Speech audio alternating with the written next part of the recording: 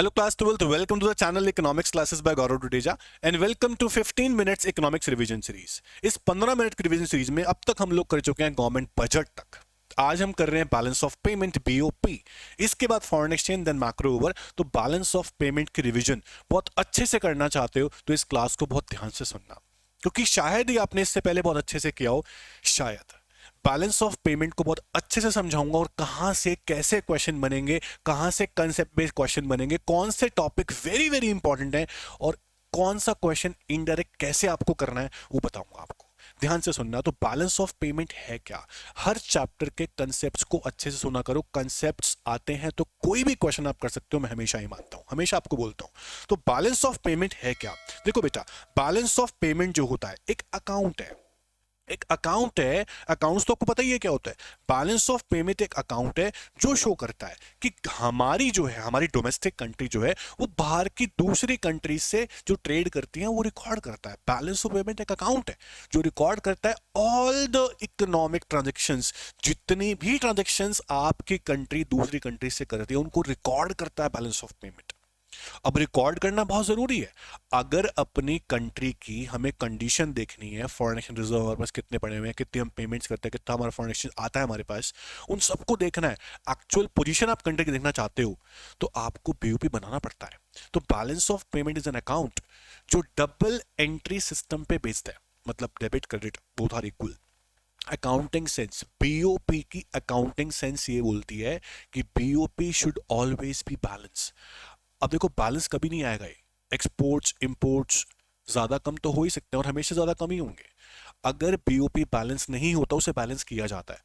Economics ये बोलती है, बीओपी की इकोनॉमिक सेंस ये बोलती है कि बीओपी सरप्लस, डेफिसिट, बैलेंस तीन हो सकता है।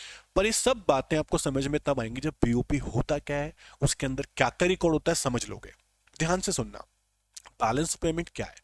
बीओपी एक अकाउंट है, सिंपल भाषा में समझो, बीओपी एक अकाउंट है जिसके अंदर दो साइड है, debit side, credit side.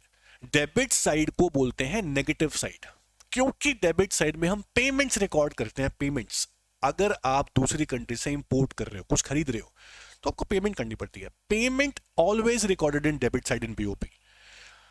BOP में जो क्रेडिट साइड है वो पॉजिटिव साइड है, क्योंकि वो रिसिप्ट रिकॉर्ड करती है। ये बेसिक फंडे हैं, ये बेसिक फंडे नहीं पता बीओपी चैप्टर नहीं आएगा समझ। तो पहले बेसिक समझो। बीओपी एक अकाउंट है जिसमें दो साइड होती हैं, डेबिट साइड, क्रेडिट साइड।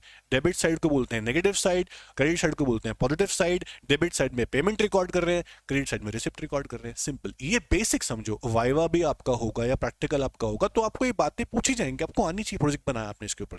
तो बैलेंस ऑफ पेमेंट अकाउंट है which records all the transactions between domestic country and rest of the world in an accounting year. ये भी अकाउंटिंग ईयर का है, 1 अप्रैल 31 मार्च। तो बैलेंस ऑफ पेमेंट की डेफिनेशन आई होप सबको समझ में आ गई होगी कि एक अकाउंट है जो रिकॉर्ड कर रहा है all the transactions between domestic country and the world in accounting year. Balance of payment के अंदर जो रिकॉर्ड किया जाता है उसका स्ट्रक्चर कैसा है? बीओपी का स्ट्रक्चर जो है बेटा वो डबल एंट्री सिस्टम पे बेस्ड है। डेबिट एंड क्रेडिट दोनों एंट्रीज होंगी।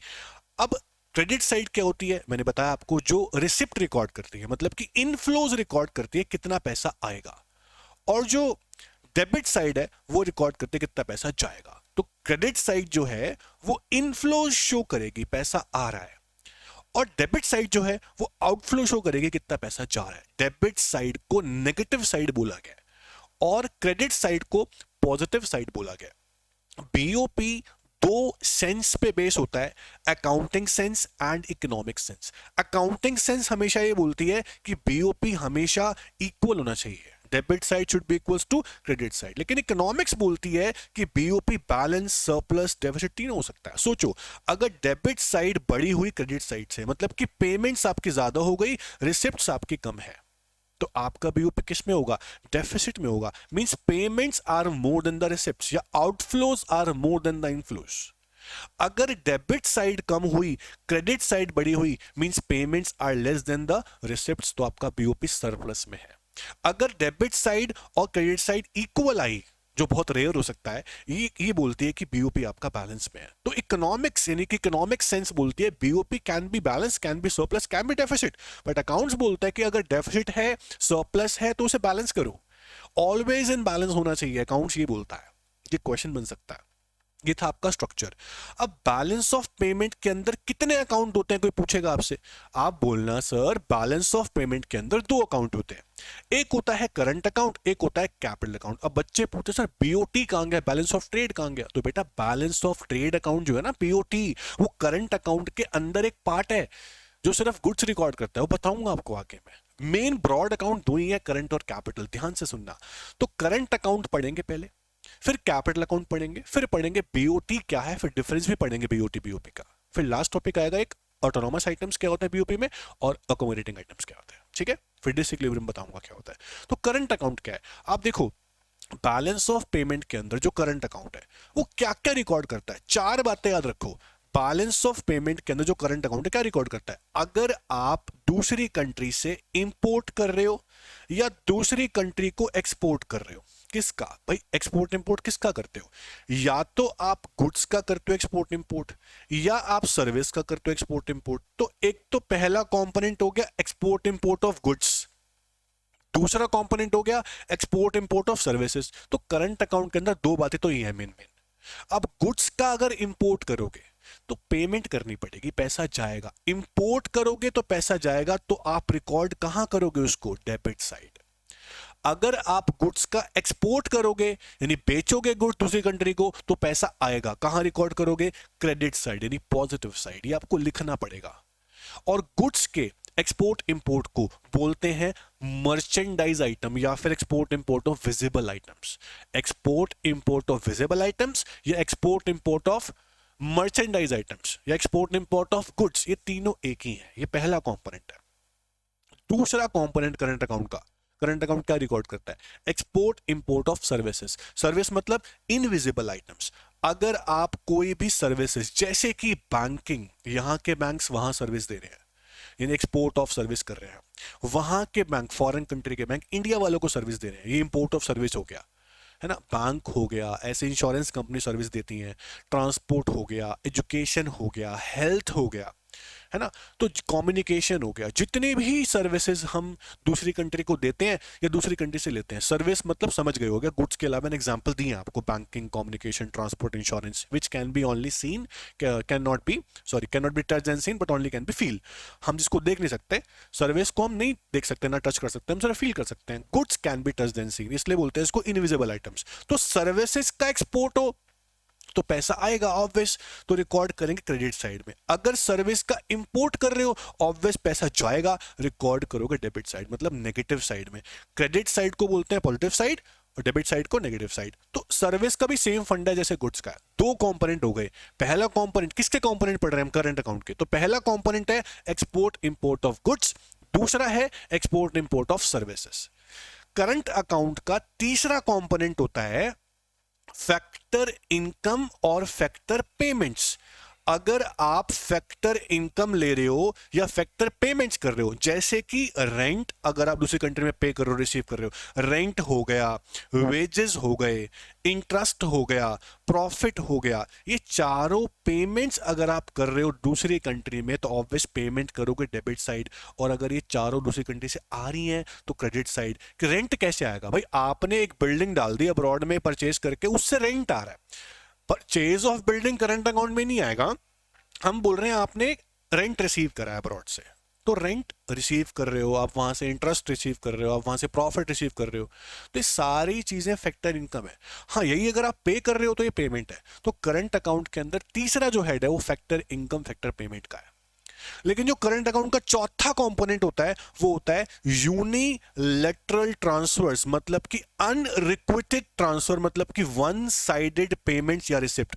अगर आप दूसरी कंट्री के अंदर डोनेशन, चैरिटी, स्कॉलरशिप, गिफ्ट्स, ये सब जा रहा है या आ रहा है, रिकॉर्डेड इन करंट अकाउंट। अगर जा रहा है डेबिट साइड, आ रहा है तो क्रेडिट साइड। रेमिटेंसेस वर्ड आपने सुना होगा, फैमिली को पैसे भेजना या रिसीव करना, ये वन साइडेड है। जितने भी ट्रांजेक्शन्स वन साइडेड होते हैं, सिर्फ जाते हैं, बदले में कुछ आता नहीं है, तो वो भी यहाँ रिकॉर्ड करंट अकाउंट में रिकॉर्ड होती है, चौथे वाले हेड में, दैट इज यूनिलैटरल ट्रांसफर्स। तो करंट अकाउंट के अंदर बेटा जी 4 कंपोनेंट होते हैं। पहला इंपोर्ट एक्सपोर्ट ऑफ गुड्स यानी कि मर्चेंडाइज आइटम, विजिबल आइटम्स। दूसरा इंपोर्ट एक्सपोर्ट ऑफ सर्विसेज यानी कि इनविजिबल आइटम्स। तीसरा यूनिलैटरल ट्रांसफर्स और फैक्टर इनकम, फैक्टर पेमेंट। ध्यान से सुनना, जो बीओपी के अंदर करंट अकाउंट हमने पढ़ा है अभी, करंट अकाउंट का जो पहला कंपोनेंट है that is import export of goods, visible items, उसके लिए बीओपी के अंदर एक स्पेशल अकाउंट है गुड्स के लिए सिर्फ, that is balance of trade. उसका नाम क्या है? Balance of trade. तो बैलेंस ऑफ ट्रेड क्या रिकॉर्ड करता है? It records only and only import export of goods. अगर आपसे पूछते हैं बैलेंस ऑफ ट्रेड का फॉर्मूला क्या है, बैलेंस ऑफ ट्रेड निकालते कैसे हैं, पहले देख लो करंट अकाउंट के 4 कंपोनेंट कौन कौन से हैं, 1 2 3 4। चारों में बताना है आपको कि एक्सपोर्ट ऑफ गुड्स कहां रिकॉर्ड करेंगे, इंपोर्ट ऑफ गुड्स कहां रिकॉर्ड करेंगे, चारों कंपोनेंट के बाद देखो कि बैलेंस ऑफ ट्रेड क्या है। बैलेंस ऑफ ट्रेड जो है बेटा वो सिर्फ और सिर्फ गुड्स का एक्सपोर्ट इंपोर्ट रिकॉर्ड करता है। अगर मैं बोलूं बीओटी निकालते कैसे हैं, बैलेंस निकालते कैसे हैं बीओटी अकाउंट का, तो डिफरेंस कर लेते हैं हम एक्सपोर्ट ऑफ गुड्स का और इंपोर्ट ऑफ गुड्स का, सर्विस नहीं आएंगी। फॉर्मूला उल्टा मत लगा देना, import minus export. Balance of trade means export of goods minus import of goods. ध्यान देना कि जब भी बीओटी निकालने के लिए बोले तो export of goods minus import of goods कर देना। और बीओटी भी 3 तरह का आ सकता है आपका। अगर सोचो एक्सपोर्ट ऑफ गुड्स जैसे कि आपको दिख रहा है ज्यादा हुआ इंपोर्ट ऑफ गुड्स से, तो बीओटी जो है वो सरप्लस में है, गुड्स की बात हो रही है, पैसे ज्यादा आएगा, एक्सपोर्ट करेंगे तो रिसिप्ट ज्यादा आएंगी। अगर एक्सपोर्ट कम हुए, इंपोर्ट्स ज्यादा हुए, तो पेमेंट ज्यादा हो जाएंगी, तो आपका बीओटी जो है वो उस डेफिसिट में आ जाएगा। अगर दोनों इक्वल है तो बैलेंस भी हो सकता है। तो बीओटी में बातें सिर्फ गुड्स की करनी है, ओवरऑल पेमेंट रिसिप्ट की नहीं करनी है। ठीक है, तो बीओटी एक बहुत नैरो कॉन्सेप्ट था क्योंकि सिर्फ गुड्स रिकॉर्ड करता है। तो बीओटी और बीओपी का डिफरेंस एग्जाम में आएगा तो आराम से आप कर सकते हो, बताऊंगा कैसे। देखो अब तक हमने पढ़ा है what is balance of payment, इसका स्ट्रक्चर कैसा है, और इसके अंदर करंट अकाउंट क्या है मैंने बताया। और करंट अकाउंट के अंदर भी एक अकाउंट है बीओटी जो सिर्फ गुड्स रिकॉर्ड कर रहा है, बैलेंस ऑफ ट्रेड, है ना। तो बीओटी के बाद हम पढ़ते हैं कैपिटल अकाउंट को, जो कि सबसे ज्यादा इंपॉर्टेंट है मोर than the current account. Capital account is very very important, इसका क्वेश्चन एग्जाम में 100% बन सकता है। तो कैपिटल अकाउंट क्या रिकॉर्ड करता है? देखो अब तक आपने गुड्स को रिकॉर्ड कर लिया, सर्विस को रिकॉर्ड कर लिया, फैक्टर इनकम फैक्टर पेमेंट को रिकॉर्ड कर लिया, और वन साइडेड ट्रांजैक्शन को भी रिकॉर्ड कर लिया। आपने कहीं पर भी बोरोविंग्स को, इन्वेस्टमेंट को, फॉरेन एक्सचेंज पेमेंट्स को, रिसिप्ट्स को, रिजर्व्स को रिकॉर्ड नहीं किया, वो सब कैपिटल अकाउंट में रिकॉर्ड होगा। Capital account is that account which records only and only capital nature transactions. जिन भी ट्रांजैक्शंस के अंदर आपको दिख रहा हो कि एसेट या लायबिलिटी इफेक्ट हो रही है, वो कैपिटल अकाउंट रिकॉर्ड करेगा। और कैपिटल अकाउंट के रूल्स जो शायद ही आपने अच्छे से पढ़े हो, उस पे बेस्ड होता है कैपिटल अकाउंट। ऐसे रट्टा मत मारना कि पेमेंट हो रही है तो डेबिट साइड, इसमें ऐसा नहीं होता। इसमें होता है कि अगर आपकी एसेट्स बढ़ रही हैं या लायबिलिटी कम हो रही है तो आपको डेबिट साइड रिकॉर्ड करना होता है बेटा। ये आपने सुना है कि नहीं सुना मुझे नहीं पता। अगर आपकी एसेट्स कम हो रही हैं और लायबिलिटी बढ़ रही है तो आप क्रेडिट साइड रिकॉर्ड करते हो। ये कैपिटल अकाउंट के रूल हैं दोस्तों, ये पेमेंट रिसिप्ट पे नहीं चलता कैपिटल अकाउंट। आपको दिखा देता हूं, कैपिटल अकाउंट के 3 ही कंपोनेंट है। पहला कंपोनेंट है बोरोविंग्स या लेंडिंग्स, और दूसरा इन्वेस्टमेंट फ्रॉम या टू अब्रॉड, और तीसरा change in foreign exchange reserves. सोचो अगर आप दूसरी कंट्री से बोरो कर रहे हो, आप बोरो करोगे तो आपकी लायबिलिटी बढ़ेगी, और आपकी लायबिलिटी बढ़ेगी तो कहां रिकॉर्ड होगी? मैंने बोला क्रेडिट साइड में। तो क्रेडिट साइड में है कि नहीं? देखो all transactions of borrowings by private sector या फिर government recorded in credit side, क्योंकि यहां पर लायबिलिटी बढ़ रही है, ये आप लिख देना। अगर आप दूसरी कंट्रीज को उधार दे रहे हो, मतलब लेंडिंग्स मतलब उधार देना, तो आप दे रहे हो, पैसा आपका है, तो आपकी एसेट्स बढ़ रही हैं, आपकी एसेट्स बढ़ रही हैं तो आप डेबिट साइड रिकॉर्ड करोगे। This is the rule. ये आपका पहला कंपोनेंट है, ये ऐसे चलता है। हाँ, इसमें अप्लाई हो रहा है कि पेमेंट कर रहे हैं डेबिट में आ रहा है, लेकिन तीसरा कंपोनेंट थोड़ा इंपॉर्टेंट है, वहां ये चीज अप्लाई नहीं हो जाएगी। तो आपको रूल्स के साथ करना है, एसेट लायबिलिटी रूल्स के साथ। दूसरा है इन्वेस्टमेंट। अगर आपकी कंट्री में इन्वेस्टमेंट आ रही है, इन्वेस्टमेंट फ्रॉम अब्रॉड, फॉरेनर्स आपके कंट्री में इन्वेस्ट कर रहे हैं, अगर फॉरेनर्स आपकी कंट्री में इन्वेस्ट कर रहे हैं तो क्या हो रहा है इससे? देखो, अगर किसी अब्रॉड के बंदे ने आपके इंडिया में कोई बिल्डिंग परचेज कर ली तो आपकी बिल्डिंग तो चली गई, तो आपकी एसेट्स कम हो गई क्योंकि वो उसके पास चली गई। तो एसेट्स कम होती है तो कहाँ रिकॉर्ड होती है? क्रेडिट साइड में रिकॉर्ड होती है। ध्यान दो, ये देखो, अगर फॉरेनर्स यहाँ इन्वेस्ट कर रहे हैं रियल एस्टेट में, किसी बिल्डिंग में, इंडियन कंपनी में या शेयर्स में, तो आपकी एसेट्स चली जाती है, इसलिए आप debit side, credit side record करते हो, सॉरी। उसके बाद अगर इन्वेस्टमेंट आप रिकॉर्ड कर रहे हो, आप कर रहे हो अब्रॉड में, आपने कोई अब्रॉड में बिल्डिंग परचेज करी है, आपने अब्रॉड में कोई शेयर्स परचेज करी, किसी कंपनी के करें, तो आपकी एसेट्स बढ़ जाती है, और आपकी एसेट्स बढ़ती है तो आप डेबिट साइड रिकॉर्ड करते हो। ये रूल मैंने लिखे हैं ऊपर, इस रूल्स को लिख लेना, इस रूल पे चलता है कैपिटल अकाउंट, ठीक है। तीसरा कंपोनेंट है कैपिटल अकाउंट का, change in foreign exchange reserves. Foreign exchange reserves को, फिर से बोल रहा हूं, ये question most most most important है, ये वाला पॉइंट। क्यों? एग्जाम में ऑफिशियल रिजर्व ट्रांजैक्शन के नाम से क्वेश्चन आता है, ओआरटी, और बच्चों को पता ही नहीं होता कि ओआरटी क्या है। ऑफिशियल रिजर्व मतलब फॉरेन एक्सचेंज रिजर्व्स, रिजर्व्स अलग बात है, फॉरेन एक्सचेंज की पेमेंट अलग बात है। फॉरेन एक्सचेंज रिजर्व्स को, रिजर्व हमारी एसेट होते हैं, फॉरेन एक्सचेंज रिजर्व को हम एसेट मानते हैं। अगर फॉरेन एक्सचेंज रिजर्व्स का विड्रॉल हो रहा है, मतलब रिजर्व आपके निकल रहे हैं, तो आपकी एसेट्स कम हो रही है, और एसेट्स कम होगी तो क्रेडिट साइड रिकॉर्ड होगी। ये ध्यान से देखना, विड्रॉल होगा क्रेडिट साइड। अगर रिजर्व्स आपके बढ़ रहे हैं, फॉरेन एक्सचेंज के रिजर्व्स बढ़ रहे हैं, रिजर्व्स बढ़ रहे हैं मतलब एसेट्स बढ़ रही है, और एसेट बढ़ रही है तो आप डेबिट साइड रिकॉर्ड करोगे। ये रूल लिखा था मैंने। तो इस तरह से करना है। ऑफिशियल रिजर्व ट्रांजैक्शंस को कहां रिकॉर्ड करते हैं आपसे पूछ लेंगे, आपको याद भी नहीं आएगा कि कहां कौन चैप्टर में से है, क्योंकि आपको नाम नहीं पता। ऑफिशियल रिजर्व ट्रांजैक्शंस को ही बोलते हैं change in foreign exchange reserve. ये कैपिटल अकाउंट का तीसरा कंपोनेंट है और एग्जाम में डेफिनेटली आने के चांस है, इसको छोड़ना मत। वेरी वेरी इंपॉर्टेंट, यहां लिख लो, very very important. Official reserve transactions most important है, इसको ध्यान से करना आपको। तो कैपिटल अकाउंट के तीन कंपोनेंट फिर से रिवाइज करते हैं, borrowings and lendings from and to abroad, investments from and to abroad, और change in foreign exchange reserve यानी कि ऑफिशियल रिजर्व ट्रांजैक्शंस। इन्वेस्टमेंट के दो टाइप होते हैं, वो समझो। इन्वेस्टमेंट के दो टाइप होते हैं, आपका फॉरेन डायरेक्ट इन्वेस्टमेंट और पोर्टफोलियो इन्वेस्टमेंट। अगर आप किसी ऐसी जगह इन्वेस्ट करते हैं दूसरी कंट्री में जहां आपको ऑनरशिप के साथ साथ मैनेजमेंट भी मिलती है, आपने किसी कंट्री में बिल्डिंग परचेज करी, उसके ऑनर तो आप, मालिक आप, उस बिल्डिंग को मैनेज भी आप करोगे, उस बिल्डिंग पे कंट्रोल भी आपका है, तो जहां आपको ऑनरशिप के साथ साथ कंट्रोल के राइट भी मिलते हैं ना, वो एफडीआई है। लेकिन जहां आपको ऑनरशिप मिलती है, बस कोई कंट्रोल नहीं मिला, कोई राइट नहीं मिला, कोई मैनेजमेंट राइट नहीं मिला, वो आपकी पोर्टफोलियो इन्वेस्टमेंट है। एग्जांपल देता हूं, अगर आप किसी बिल्डिंग परचेज कर रहे हो किसी की, वो आपकी एफडीआई है, फिक्स एसेट। अगर आप किसी कंपनी के शेयर्स परचेज कर रहे हो, शेयर्स फाइनेंशियल एसेट्स, वो एफडीआई नहीं है, वो पोर्टफोलियो है। वहां सिर्फ आप ऑनर बनेंगे, आप शेयर होल्डर बनेंगे, आपको कंट्रोल नहीं मिल सकता कंपनी का, तो वो आपकी पोर्टफोलियो है। ये डिफरेंस होता है दोनों में, वेरी वेरी वेरी इंपॉर्टेंट है, बिल्कुल अच्छे से कंसेप्ट क्लियर रखना। अब अगर आता है एग्जाम में डिफरेंस करंट अकाउंट का कैपिटल अकाउंट का, आराम से आप कर सकते हो। मीनिंग, करंट अकाउंट नैरो है, कैपिटल थोड़ा ब्रॉड कंसेप्ट है क्योंकि एसेट लायबिलिटी की बातें हो रही हैं। उसके अलावा कंपोनेंट डाल देना।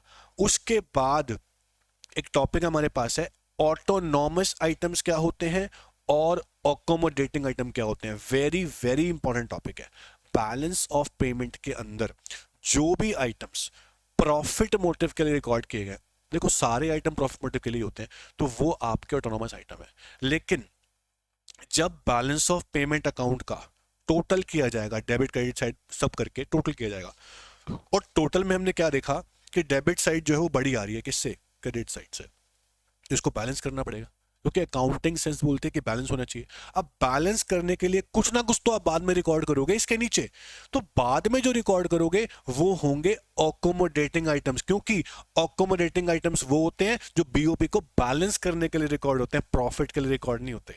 और ध्यान से देखो, अकोमोडेटिंग आइटम टोटल करने के बाद सबसे नीचे रिकॉर्ड किए गए हैं, इसलिए इसको बोलते हैं बिलो द लाइन आइटम्स। लेकिन जो ऑटोनॉमस आइटम थे जिनकी वजह से सरप्लस डेफिसिट आया, वो ऑटोनॉमस आइटम थे, वो सबसे ऊपर रिकॉर्ड हो रहे थे, उसको बोलते हैं अबव द लाइन आइटम्स।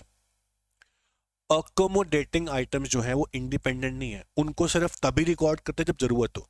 तो ऑटोनॉमस आइटम तो इंडिपेंडेंट है, रिकॉर्ड करते रहो, लेकिन accommodating items are not independent, they are recorded only that time when there is deficit और सरप्लस इन बीओपी, जब करेक्ट करना हो। तो ये इंडिपेंडेंट नहीं होते। ऑटोनॉमस आइटम आपको करंट कैपिटल दोनों अकाउंट में ही मिल जाते हैं, लेकिन अकोमोडेटिंग आइटम सिर्फ और सिर्फ आपको कैपिटल अकाउंट में मिलेंगे। पूछो क्यों? क्योंकि कैपिटल अकाउंट ब्रॉड कंसेप्ट है, और ब्रॉड कंसेप्ट से ही, ब्रॉड बड़े बड़े आइटम से ही बीओपी को बैलेंस किया जाएगा। तो अकोमोडेटिंग आइटम सिर्फ और सिर्फ कैपिटल अकाउंट में ही मिलते हैं। This is the difference. बहुत अच्छे से समझाया मैंने आपको, आपको आता हो तो समझ में आ गया होगा। इसका डिफरेंस पढ़ना बड़ा इंपॉर्टेंट है, ठीक है। इसके बाद बीओपी अगर डेफिसिट हो या सरप्लस हो, उसको बोलते हैं disequilibrium. What is equilibrium? Equilibrium मतलब होता है बैलेंस। बीओपी बैलेंस तब होगा जब पेमेंट और एसेट बराबर होंगी, लेकिन अगर बीओपी में डेफिसिट है या सरप्लस है, उसे बोलते हैं डिसइक्विलिब्रियम। सरप्लस इतना प्रॉब्लम क्रिएट नहीं करता, but deficit create problem in BOP. इसलिए डेफिसिट होना अच्छी बात नहीं है, वो गलत सिचुएशन है कंट्री के लिए। बीओपी डेफिसिट नहीं होना चाहिए, ठीक है। अगर होता है डेफिसिट या सरप्लस, तो उसे ऑफिशियल रिजर्व ट्रांजैक्शंस यानी कि फॉरेन एक्सचेंज रिजर्व के थ्रू करेक्ट किया जाता है। उन्हें विड्रॉ करते हैं, उन्हें डालते हैं अकाउंट के अंदर, उससे बैलेंस किया जाता है। ये पूछ सकते हैं कि बीओपी का बैलेंस कैसे करोगे, क्या बोलोगे? ऑफिशियल रिजर्व्स के थ्रू, जो कैपिटल अकाउंट के अंदर है। तो ऑफिशियल रिजर्व एक अकोमोडेटिंग आइटम है, ये आपको मैं आज इंपॉर्टेंट बात बता रहा हूं, ठीक है। तो ये था आपका chapter balance of payment. I hope आज आपने कुछ नया सीखा होगा इस चैप्टर के अंदर। अगर आपको चैप्टर समझ में आया, अच्छा लगा है, वीडियो से कुछ भी आपको बेनिफिट मिला है, लाइक द वीडियो और सब्सक्राइब कर दो चैनल को, और इस वीडियो को फ्रेंड्स के साथ बहुत सारा शेयर करो। थैंक यू सो मच, और कमेंट्स करना वीडियो के अंदर। Thank you so much, all the best, take care.